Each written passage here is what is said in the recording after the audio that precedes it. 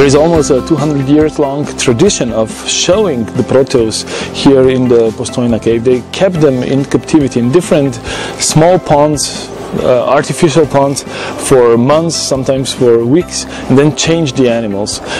In 2010 we built this new aquarium was built by Slavko Polak, and this is the best way to show them. Of course, the Proteus does not live only in the aquarium. They're also present in the cave itself.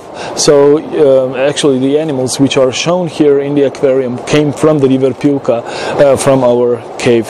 What we do is we feed them regularly.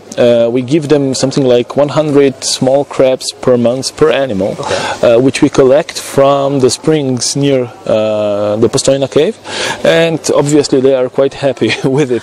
We clean the aquarium once a year.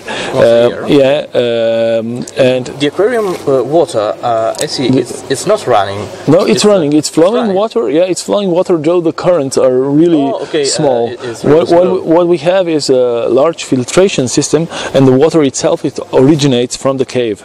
We do not take water from the river Piuka itself because it is polluted. Yeah, this is dripping water. This is what came as a rainwater. We also made some microbiological analysis of the water, just to establish there are not some pathogens inside and of the water. Yeah, because so we see what's in the water, and we keep the environment clean. This is the thing. What's also important, we always give them live food.